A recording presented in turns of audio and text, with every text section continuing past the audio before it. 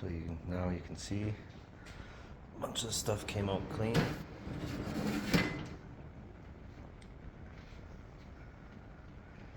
So there's one piece that has a little bit of grease on it. It's just, but most of the stuff is all clean now. It doesn't have all those spider webs and eggs and whatever from spider eggs. So, but it's clean.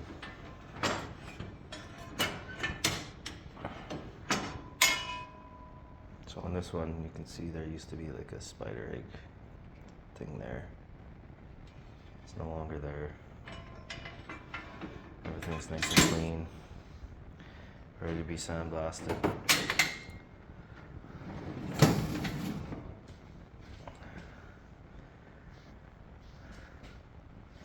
Sometimes I'll do it once, maybe twice. It all depends. I only did this one once. This part goes underneath the dash. This is for the steering column. So we'll get that all cleaned up, sandblasted.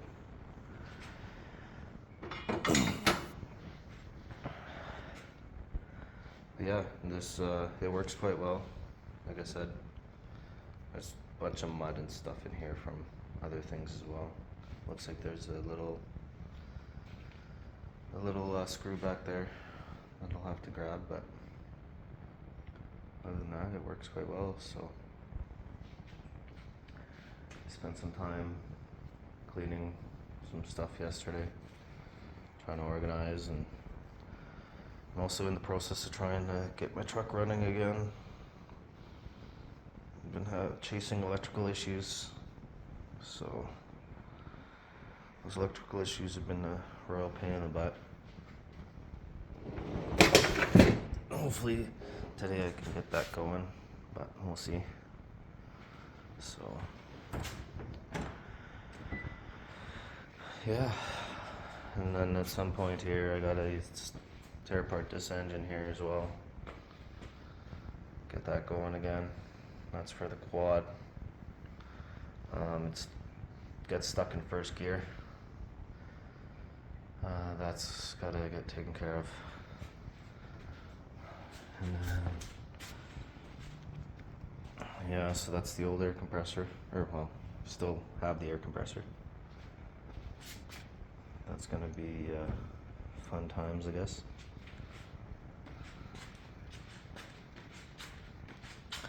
Still have the cabinet sandblaster, works quite well. I like it anyways.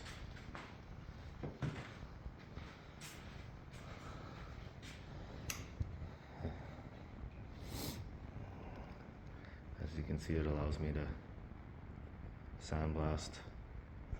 I do have to kind of fix the seal on the sides a little bit. I did kind of fix the filter on the side a little as well. I do have a air purifier that's up here that works quite well. And I also have this pressure pot sandblaster that I'll be using to sandblast the car. And still have to hook it up, get it all hooked up and figure it out as to how I'm gonna do this, because it's 230 single phase 60 hertz air compressor that should give me enough CFM to be able to sandblast the car. So, and might as well show you guys this as well. I'm just gonna quickly go turn on the water, because I just shut it off.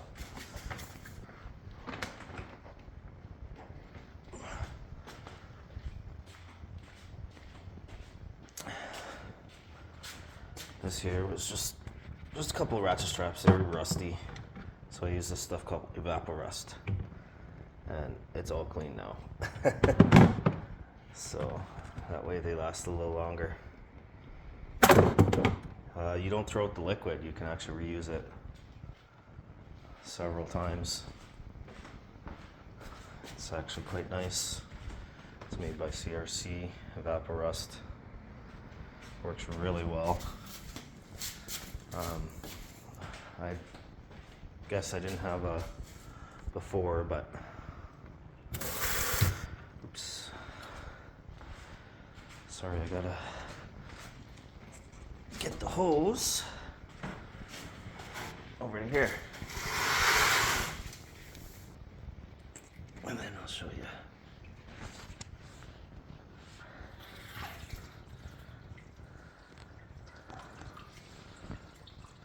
And I'll just go in the sump.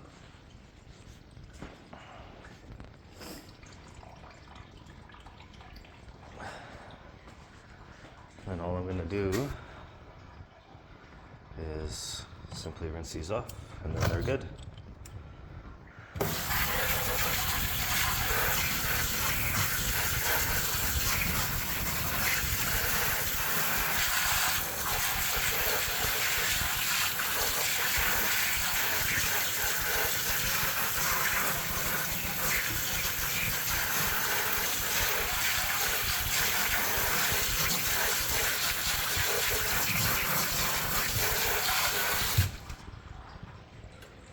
And I don't know if you see, it heats it up, so it's actually warm water.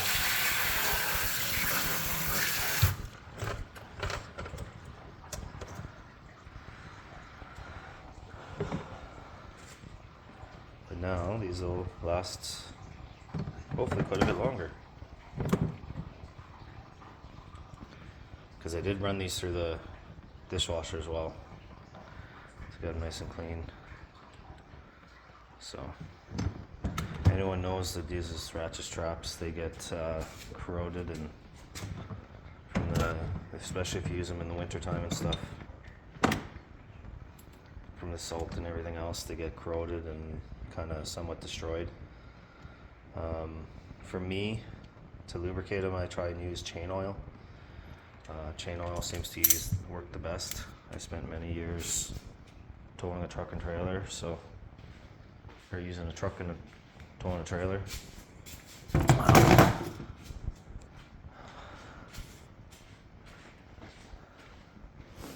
So just what I've had to do with the truck is there's been electrical issues. So this is a spare one that I wound up picking out of Pick and Pull. The original one, I wound up taking it completely apart and rebuilding it, sort of. Just checking, making sure all so that right underneath here is a circuit board that I just wanted to check to see if the capacitors and the traces and everything, if they're all still good, nothing was burnt, which they're good. No issues with that. But obviously you can see a little bit of corrosion. So my original one had some corrosion and stuff too, and rust, and just from being so old, right? So I wound up completely taking apart just the plastic pieces themselves. I put it in that dishwasher, got it all clean, so got it nice and clean, brand new. Took all the fuses out, got rid of all the old fuses. I said, screw it, I'm not screwing around. Wound up getting new fuses. I've always kind of had some fuses, but I put all brand new fuses in. Now the only other issue is these relays and stuff. So there's this relay, and then there's like a gray relay and stuff. Those actually cost quite a bit of money, so I just reused the old ones. I did get one new one. One new relay costs about $30. So those ones are a little bit more expensive. So you need 1, 2, 3, 4, 5, 6, 7, 8, 9, 10. So you'd be looking at $300 just for relays, right? You can get a whole new fuse box, like a whole new one, for like $400, but I wound up buying this one for $25 for the truck. The other thing too is the mirror on my truck, because my truck has every option on it. It's got the puddle lights, it's got the auto dim feature, it's got the signal light, it's got the power folding mirror, it's got everything on that one. It's got heated power folding mirror, the light. So I was parked somewhere and someone wound up hitting it and damaging there's gears in this little section here for the power folding, and they wound up damaging it. So like once in a while it works, other times it doesn't. It also screwed up some of the other features on the mirror. So on May 27th at a pick and pull, the truck very similar to mine wound up showing up there. So I went on the 29th and was able to pull this out. So to get a new one, it happens to be $800 if I wanted a brand new one. This one here that I pulled out cost me $40. Same thing too, I wanted to get a spare one of these switches because they're starting to get hard to come by. This is the 4-wheel drive switch. So you can get some of these new, however, they're starting to not manufacture them anymore. So I wound up getting that as well. I do have other ones. Same thing with before, a while ago, I also got the light switch.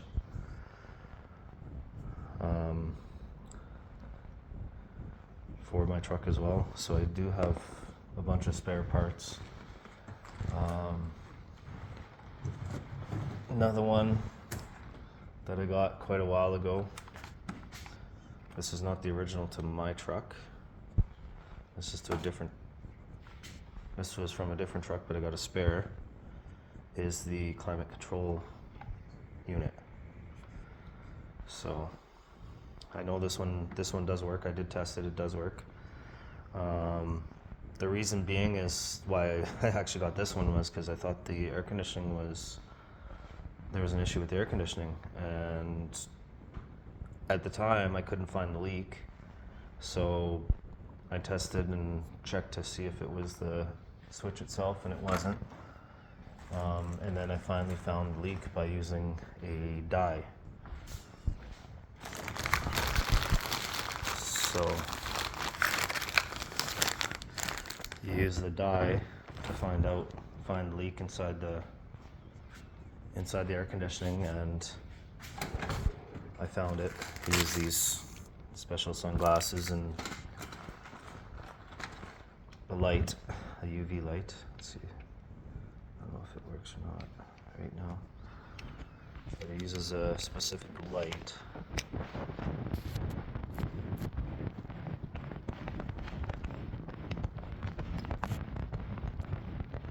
So you see the blue light? So that dye, once you look through the glasses, allows you to see where the leak's coming from.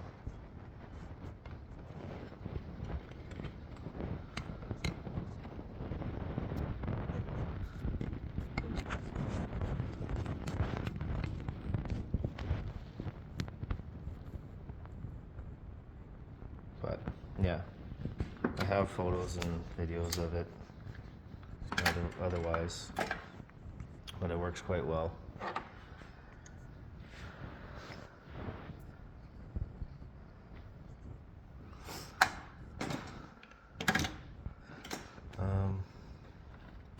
Yeah,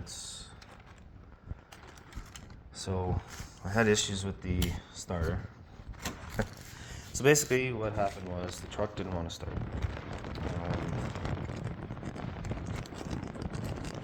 One day I went to work, went in the evening, fueled up the truck, and then the next morning went to start the truck, and the truck didn't want to start. So I had to try and, so luckily I have a spare vehicle, and I can use a spare vehicle to get to work and stuff. But with that, I've been chasing electrical. So I bought, at the time I didn't have much funds because I was technically laid off and only working like maybe a day or two a week kind of thing, nothing too major. Now I'm working full time, which is good. But trying to find out what was going on. So I wound up getting, so I thought it was a starter. So I bought a new starter. Unfortunately, I bought this brand new starter. I got it on on Facebook Marketplace, and from a guy, it was cheap. So it was like half the cost of if I ordered it. Only to find out that the starter was no good. The new starter that I bought from the guy, and the guy blocked me and everything and whatever else. So whatever, lesson learned. So then I wound up a little while later buying another starter when I had a little bit more funds. Bought another brand new starter. Brand new starter was put in the truck. Still issues. Wouldn't start. All it does is go click, click, click, click, click. And then I was getting to the point where I wasn't getting any power inside the vehicle at all after you try and start it. So next lesson was basically, so I wound up checking, like obviously I checked all the fuses. There's like a starter relay that's right here. You could jump to start the starter, the starter will turn over, all that kind of stuff. And you check the other fuses. There was one fuse that was blown, and whatever else.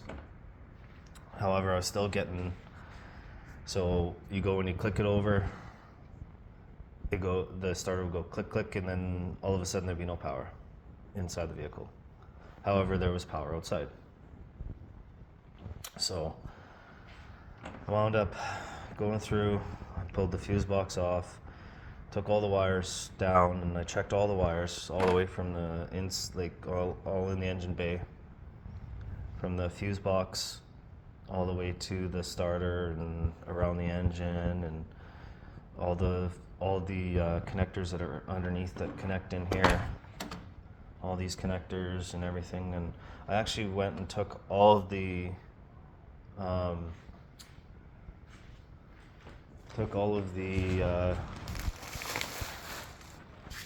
wire loom, took all the wire loom off, took all the tape off, and checked every single wire, just to make sure it wasn't broken. And all the wires are good. They're actually in really good shape, surprisingly. I was kind of shocked by it, believe it or not. And how well it still was. But so anyways, still click, click, click. Cleaned it all up, put it all together. Still it goes click, click, click. So then, but this time I finally got a code. So I wound up getting a code from the code reader stating ignition switch issues. So that's the switch in behind where the key goes. So I was like, okay, went and got a new switch. So got the new switch for the ignition, put it in, turn it over, click, click, click, same thing. It's like, what the hell? However, I didn't have the code anymore. So next issue is so this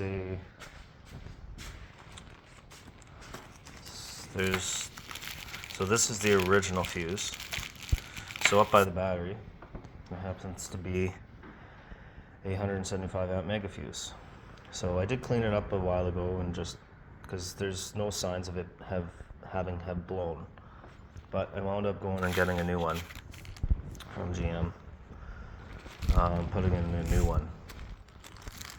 So that's been replaced. Still doing the same thing. Click, click, click. So I had an old battery. I wound up going, and because once again I was laid off. I didn't have a lot of money at the time. I wound up going and getting a rebuilt battery instead of a brand new one. So that rebuilt battery, so I have one of these really good battery chargers, and it'll test the battery, and it says the battery's good. So when I purchased that rebuilt battery, the guy I purchased it from, he had a good battery tester. Same thing. Battery says it's good. Same battery tester we used to use in the shop that I worked in, and it was they're very reliable and everything. However, for some reason yesterday I decided to try and use a multimeter and double check. And so yesterday I found out that that battery, even though I had it on that charger for more than 24 hours, so I had it on a slow charge for more than 24 hours to charge it up, make sure I had a good full charge. And I was only getting 10.8 volts. Well, in order to start a vehicle, it needs to be at least 12.4. So signs are pointing to the fact that that battery is actually no good, that it has a dead cell in it. So my next plan of action is to go and buy a brand new battery. It's kind of shitty that I've been screwing around with it for so long, trying to get that done, but it's been a challenge. There's also other things that I need to do with the vehicle as well. I'll show you these. I've been meaning to replace brake hoses, bleed the brakes. Now the brake hoses that are on there are okay, but for how old they are, I'd like to replace them. I do have new bleeder screws. I bought all these from GM. I just found that when I was going with certain parts, buying GM makes it a lot easier. I tend not to have any fitment issues and stuff like that. And, so I have to bleed the brakes as well at some point. So, not that the brakes are bad in it, it's just GMs, especially those trucks, are kind of known for being soft at times. And it's usually usually the booster. But a lot of times it has to do with the rotors themselves. They get too hot, and then they wind up warping a little bit. That's why a lot of people go the drilled and slotted rotors on those trucks, just to try and get longevity out of them. These boxes here, the reason why they're crushed is, believe it or not, I ordered them from Rock Auto. That's why I have so many magnets. So those were ordered from Rock Auto, and they were in the box with the brake rotors and brake pads and all that, and they got crushed in there because sometimes they don't really necessarily package them the best. But I've got those. I do want to get another set. I do want to get a set of brake calipers, because I'd like to replace the calipers and then just kind of rebuild the original ones as well and have those as spares. But for the most part, the brakes are good right now anyways.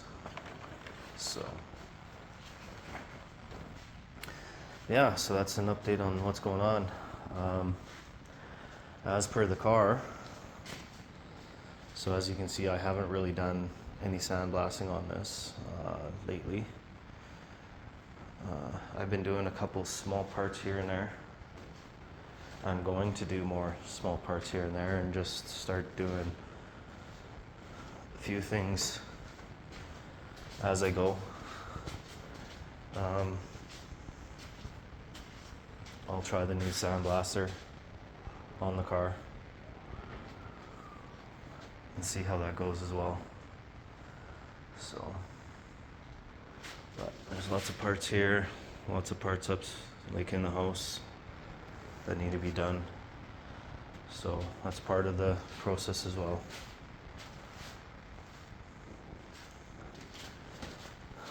But a lot of projects, a lot of stuff needs to get done. It just takes time. And when you work 10-hour days, 10 days shift, you only got a few hours, a little bit of time here and there to get the stuff done. And then when you got to try and get your vehicle fixed along the way as well. I also had to fix the SUV, it's at 1.2. So, alright, thanks for watching. There's your update. And I'll keep posting as I do some more things. Thank you.